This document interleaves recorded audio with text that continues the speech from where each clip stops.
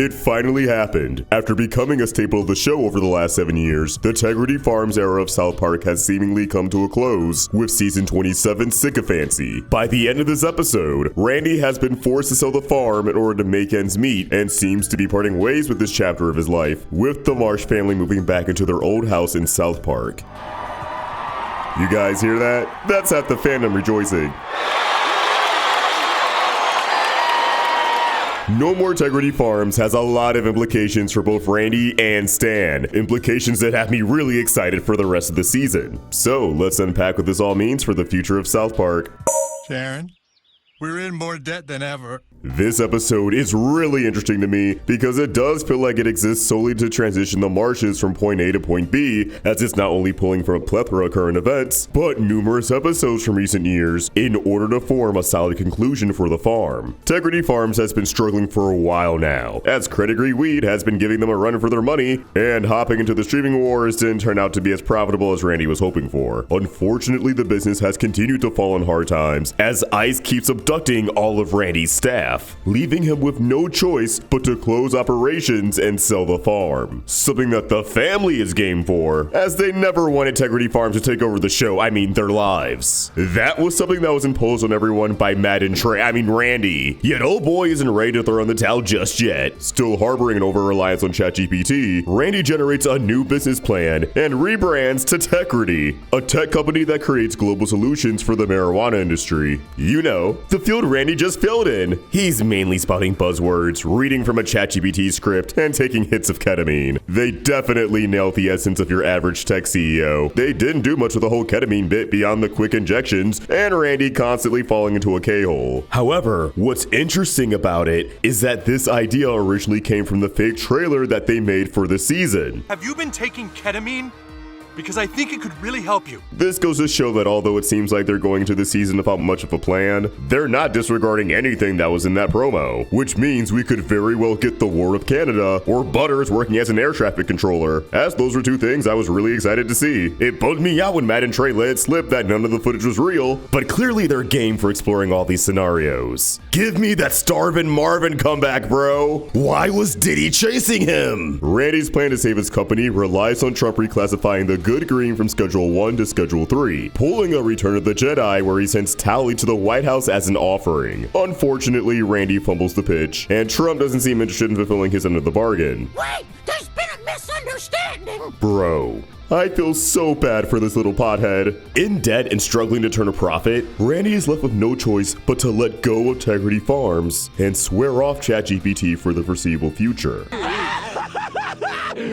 Finally! I really like how they handled Sharon and her opposition to ChatGPT in this episode. After growing tired of Randy's dependency on it in the season premiere, clearly upset that he'd rather confide in AI rather than his own wife, Sharon calls it out for what it is. A sycophant that constantly tells the user what it wants to hear and makes people feel smart by affirming all their ideas and doing the work for them. There are no bad ideas with ChatGPT, and that's part of what makes over-reliance on it so dangerous. I like how their first episode on ChatGPT was about how it made people lazy when it came to not only their work, but their relationships, and this episode explores how it can inflate people's ego and lead them astray. Eventually, Sharon tries out ChatGPT for herself, and she immediately gets how it can be addicting. But instead of folding and just accepting it as a part of life now, which is where it wants you to think it's going, as it's happened before in episodes like Dead Kids, Sharon bests ChatGPT by mimicking its behavior to a T, luring Randy into communicating his problems with her instead of putting all of his eggs in a virtual basket. It felt good seeing Sharon come out on top for what feels like the first time in ages, instead of letting Randy have his way and spiral further into self-destruction. The end of Tegridy Farms is already being met with a ton of praise from the audience. While it had its fans, it was often criticized for engulfing the show and taking focus away from the boys. We were losing what made South Park, well, South Park,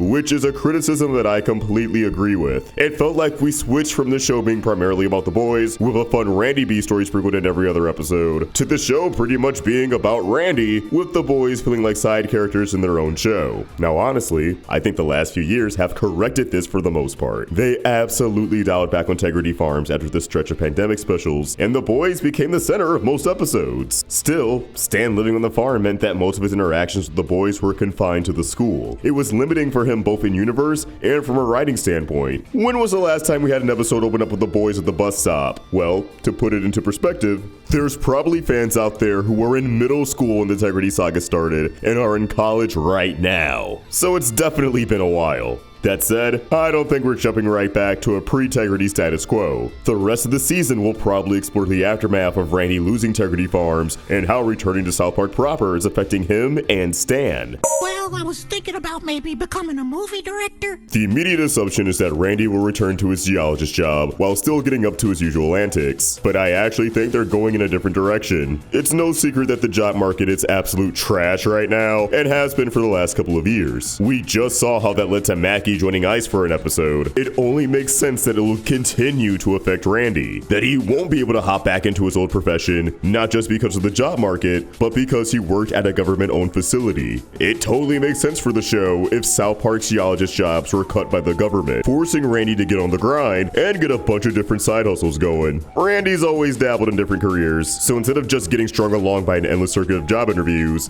he's gonna get his nut by throwing a million ideas at the wall and seeing what sticks. This is the man who opened up Blockbuster in 2012, worked at Walmart, and had a secret double life as Lord. Letting him loose in the age of influencer courses and TikTok shop is going to yield some wild results. That's not to say Randy is going to solely be monetizing everything he can online, although I don't think Matt and Trey will pass on the opportunity, given that they double dipped into ChatGPT at this point. I just think Randy is a perfect character to explore the rights of grind culture through, allowing him to try something out every episode. They could go the easy route and have him be an on-the-rise streamer, only to inadvertently end up in another epic naggers moment, or they could call back to his Food Network obsession and have him open up a food truck that sells something crazy that you think wouldn't be all that appealing, only for it to become a hit sensation. The possibilities are endless. That said, I think this is all going to loop back to Trump, as you have that Return of the Jedi setup with Tali being sent as an offering to the president. Seems like pretty explicit setup for Randy to wind up in DC, confront Trump, and rescue his buddy. I also imagine Randy and Tali will be the catalyst to Satan finally leaving Trump, as we didn't get an actual resolution to his dilemma in this episode.